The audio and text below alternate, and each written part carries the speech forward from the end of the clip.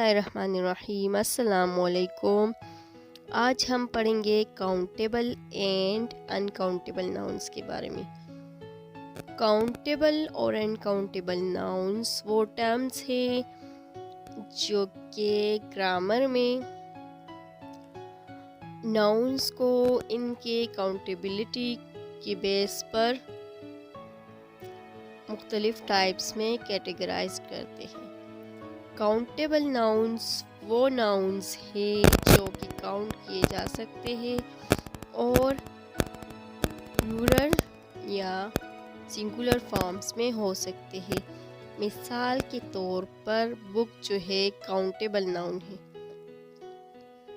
ایک بک بھی ہو سکتا ہے، دو بکس بھی ہو سکتے ہیں۔ کاؤنٹیبل ناؤنس نمبرز کے ساتھ بھی استعمال ہو سکتے ہیں اور آرٹیکلز کے ساتھ بھی آ سکتے ہیں۔ انکاؤنٹیبل ناؤنس جو ہے کاؤنٹ نہیں کیے جا سکتے۔ ڈسکریٹ یونٹس میں ان کو ہم گن نہیں سکتے۔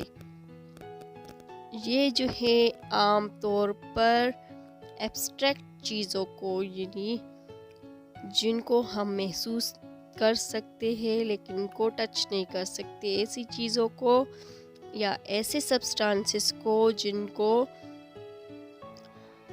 ناپا جا سکتا ہے لیکن ان کو گنا نہیں جا سکتا۔ مثال کے طور پر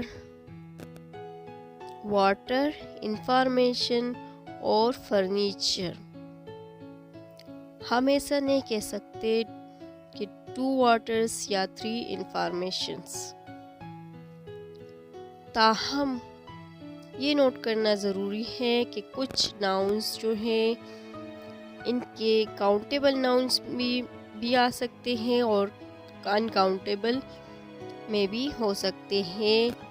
یہ کنٹیکسٹ پہ یعنی سیاق و سباق پہ ڈیپینڈ کرتا ہے۔ مثال کے طور پر پیپر جو ہے اس کو یہ جو ہے کاؤنٹیبل کو بھی ریفر کر سکتے ہیں اور انکاؤنٹیبل میں کو بھی، جیسے کہ شیٹ آف پیپر کاؤنٹیبل یا سبسٹانس، خود ہی جو سبسٹانس ہوتا ہے جس کا پیپر بنا ہوتا ہے اس کو وہ انکاؤنٹیبل ہوتا ہے۔ کاؤنٹیبل ناؤن سینٹینس میں استعمال ہوتے ہیں تو مناسب سبجیکٹ ورب ایگریمنٹ کے ساتھ پریزنٹ یا پاسٹ ٹینس کا استعمال ہو سکتا ہے۔ For example the book is on the shelf۔ Uncountable nouns عام طور پر سنگولر ورب کے ساتھ استعمال ہوتے ہیں اور کوانٹیفائرز جو ہیں میئرمنٹ یا کوانٹٹی کے لیے کوانٹیفائرز کا استعمال ہوتا ہے۔ مثال کے طور پر the water is refreshing یا I need a glass of water۔ Countable اور انکاؤنٹیبل ناؤنس کے درمیان فرق کو سمجھنا مددگار ثابت ہوتا ہے جب بات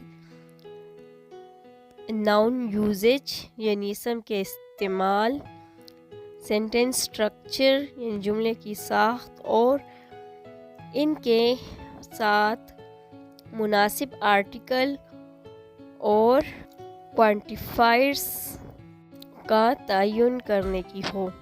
تھینکس فار واچنگ۔